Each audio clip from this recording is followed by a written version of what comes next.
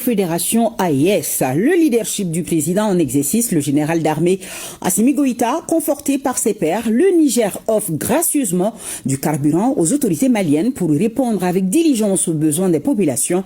Un convoi de 82 citernes d'hydrocarbures est arrivé ce matin même à Bamako en provenance de Niamey. Ce geste empreint de reconnaissance a été chaleureusement salué par le ministre de l'Industrie et du Commerce au nom du président de la transition et du gouvernement du Mali, Moussa Alassane Diallo, présent à la réception des camions-citernes. Seydou Traoré et Sambou Diakité. Reportage.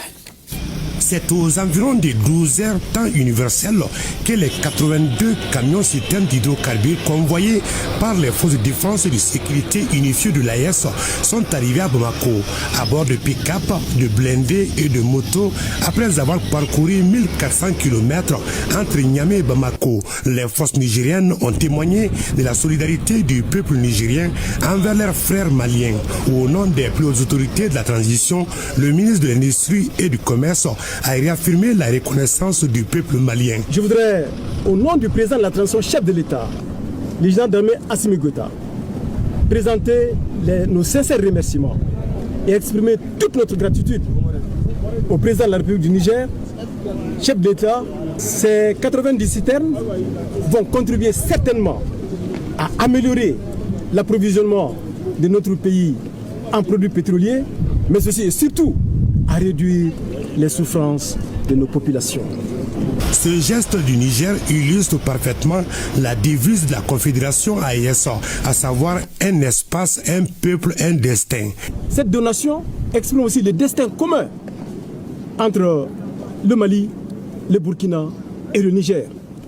C'est pourquoi, Excellence, Monsieur le Président de la République du Niger, chef de l'État, général d'armée Abdraman Chani, votre générosité inspire les peuples de l'AES et les motive davantage à se mobiliser, à être déterminés, à assurer le destin et la souveraineté de nos peuples. Le Niger, pays reconnaissant, se souvient du soutien du Mali, notamment au moment où la CEDEAO a voulu imposer la force aux nouvelles autorités. On n'a pas oublié ce que le Mali a fait pour le Niger.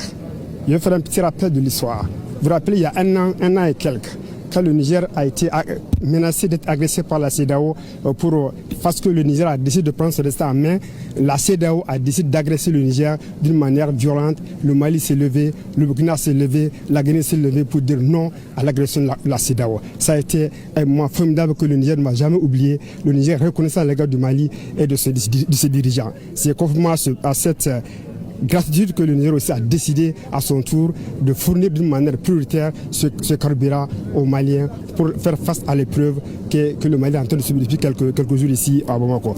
En accueillant le convoi de citernes, le ministre Moussa Alassane Diallo a tenu à serrer la main de tous les chauffeurs et de leurs apprentis pour leur sacrifice au service du Mali. Je tiens particulièrement à adresser à l'ensemble des chauffeurs et leurs apprentis qui ont fait partie de cette mission, saluer leur courage, leur engagement, leur détermination et surtout leur dévouement à apporter leur contribution au règlement de la crise des hydrocarbures dans notre pays. Chaque pas compte dans la gestion de cette crise-là. Chaque pas compte. Et il faut saluer et reconnaître chaque pas. Ça vient appuyer, disons, les mesures déjà prises par le gouvernement du Mali pour aider, en tout cas pour renforcer, disons, la disponibilité des produits pétroliers. Cette solidarité agissante du Niger permet de raffermir davantage les liens séculaires entre les deux pays.